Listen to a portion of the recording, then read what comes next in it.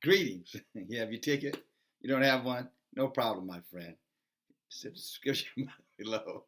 Come on, I had two things in my head at the same time, so trip my own self up. Hey guys, I just want to take a couple of minutes of your time, and I want to do a little quick little commentary on When They See Us, Ava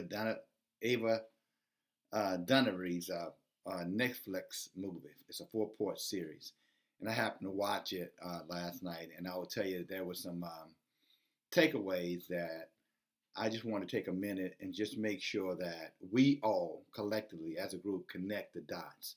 When you talk about the Central Park Five and what happened and how these young men were taken advantage of and falsely accused, in terms of just taking advantage of through their ignorance is what I mean by taking advantage of and falsely accused. Every law on the books, for the most part, was broken as it relates to how you interview juveniles. And then we had, prosecutors, you know what I'm saying, also going above and beyond, just with all kind of, what's the word? I was nefarious behavior, wicked behavior, you know what I'm saying, unjust behavior to entrap these kids and ultimately, for the most part, destroyed their youth and to some degree probably have destroyed their lives, although they are living, but they're living with those nightmares.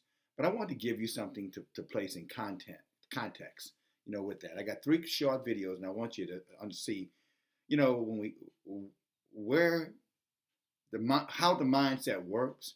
And I want to show you some people who, other than Donald Trump, who was shown in that movie, that have blood on their hands. I mean, they did a good job of pointing out Donald Trump taking out the $85,000 ad. Did a good job of making sure his name came up. And again, I am no friend to Donald Trump, so let's get away from that. But I'm not a juvenile, and I don't think like a juvenile.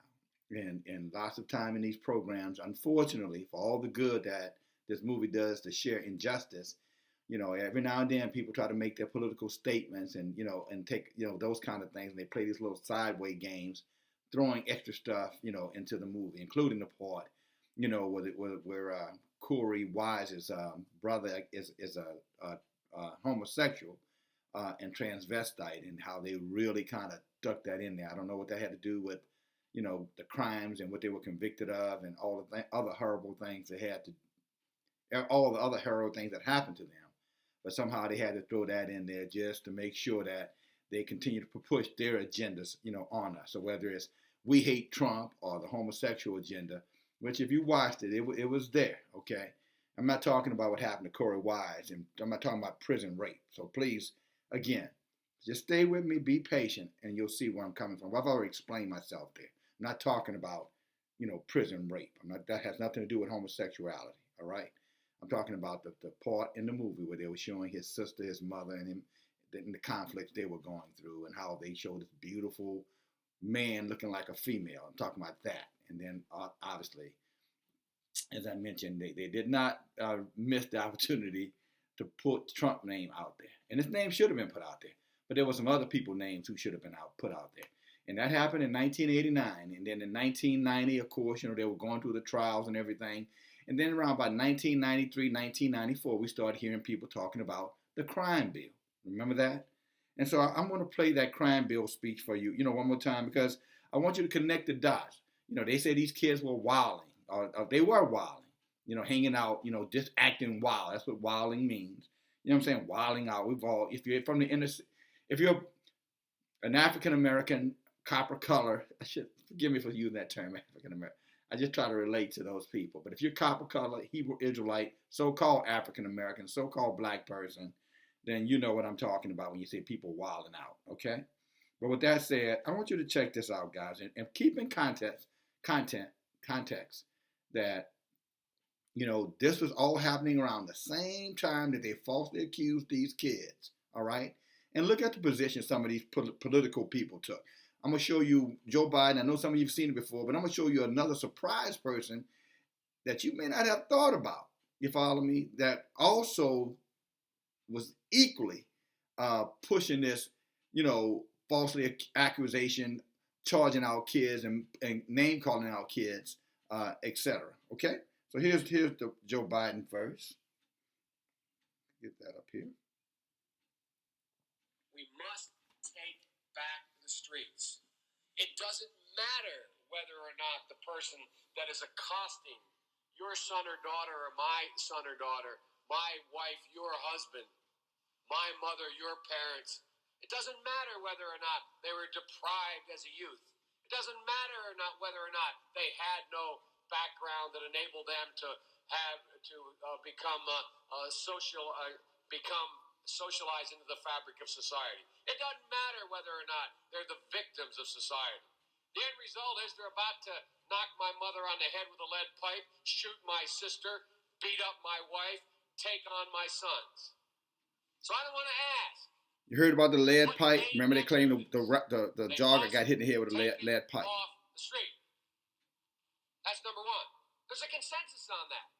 Unless we do something about that cadre of young people, tens of thousands of them, born out of wedlock, without parents, without supervision, without any structure, without any conscience developing, because they literally, I yield myself 3 more minutes, because they literally have not been socialized. They literally have not had an opportunity. We should focus on them now. If we don't, they will, or a portion of them will, become the predators 15 years from now. And Madam President, we have predators on our streets. That society had. Now I'm going to stop that one right there. Now you heard what he said. Now that's Joe Biden, who's currently running for president of the United States. Well, let you listen to another person. This won't be quite as long, so hopefully it won't be too painful for you to give me a moment, and I'll wrap this thing up. Okay? Long-form public affairs programming from the nation's capital and are a public service of your television provider. C-SPAN, created by cable. The fourth challenge is to take back our streets from crime, gangs, and drugs.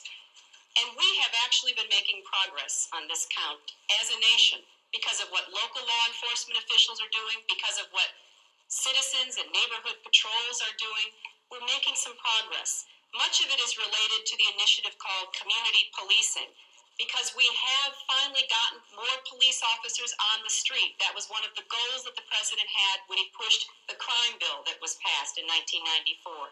He promised 100,000 police. We're moving in that direction, but we can see it already makes a difference, because if we have more police interacting with people, having them on the streets, we can prevent crimes. We can prevent petty crimes from turning into something worse. But we also have to have an organized effort against gangs. Just as in a previous generation, we had an organized effort against the mob. We need to take these people on. They are often connected to big drug cartels. They are not just gangs of kids anymore.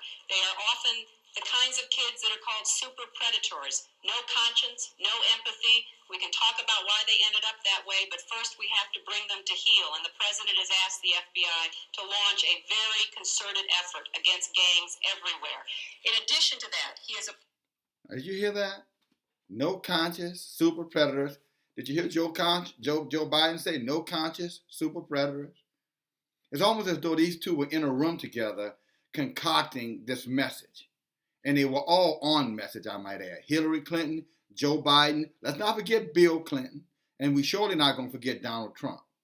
So when I share this with you guys, because, history, there's a sentence saying that goes, those who repeat their past are doomed to, those who forget their past are doomed to repeat it. And, it's a great thing about history because it can bring some of this stuff back up to the forefront, to allow you to be able to critically think. And that's what that statement means. That if you don't forget the past, then when similar things happen in the present, you can connect the dots and see where it's going, see where it's heading, and if nothing else, see its origins. And so when you look at Hillary Clinton, you look at, Joe Biden, you look at Bill Clinton, you look at Donald Trump, and then you look at the mass prison industry, mass incarceration, particularly of men of color. Then you began to see how these guys were working hand in glove to take advantage of incidents. And in the case of the Central Park Five, innocent kids, but willing to take advantage of incidents, exploit those incidents to take that and destroy whole communities for a generation. because the Aboriginal, Hebrew Israelite, so-called black, so-called African American communities are still feeling the impact of having their men and women, more men though, mass incarcerated. And these little predators that they don't have fathers, and these super predators that they call them who don't have a conscience. Well, that was created by your doing, Joe Biden, Hillary Clinton, Donald Trump, Bill Clinton, and the rest of your comrades who are behind the curtain. And I'm sure sooner or later we'll hear about them too. But I just wanted to bring that to your attention because remember, 1989, 1990 is when these boys were arrested and young men were arrested and put on trial. Around about 1992, 93, everybody was clapping their hands. Good, we got them locked up. We got them super predators off the street. 1993, they craft the bill. Biden crafts the bill. President Clinton passed the bill with a huge push and adoration from his wife, Hillary Clinton. And so when you look at the Central Park Five, I just want to remind you guys, don't forget who was behind that. Don't forget that it wasn't just, one or two people who attacked these boys. I'm talking about the prison system, the justice system, the judicial system. You also had some other people with blood on their hands, the Clintons, the Bidens, and the Trumps, and probably some more. The attorney who now I heard from NASA College, I think, they ran her ass off the board, rightly so. And don't buy her books. Find out what books she has. Don't buy them. Don't support, animals who lie, cheat, manipulate, to harm innocent, children of color, any children, but in particular, children of color, copper color, Aboriginal, Hebrew Israelite children. So I wanted to share that with you guys, again, so that you can think critically. I don't want us walking around here thinking that Joe Biden is some friend of ours, that Hillary Clinton is some friend of ours. If Donald Trump is an enemy, then a beast in waiting, then those two are beast. They're his cousin. They're the wildebeest. You know what I'm saying? So they're all in cahoots. They're all working together. They always have been working together. That's why I don't take a political position, Republican, Democrat, whatever. How to say it's two tits on the same, bull. But I would just say that I want you to be thinking about that and keep that in your mind, that these people were equally complicit in what happened to the Central Park Five. And not only that, they probably will work. Because think about how many other innocent men and women were incarcerated because of that crime bill that was passed. And they used those incidents in New York, which was false, as we now know, thanks to the movie and the information that they were falsely accused. But think about how many people who were wrongly imprisoned because of that madness from those beasts, those political beasts who were looking for political opportunity, looking to advance their political careers, to gain power, influence, and wealth at the expense, of the less fortunate of our communities. Okay? So thank you for listening. Appreciate you guys. DFG, Gideon's Flight. Please don't forget and share this video with others, because I guarantee you, if you didn't know about Hillary and Bill and you didn't connect the dots to the Central Park Five, then this should help a whole lot in you putting those pieces together. Love you guys.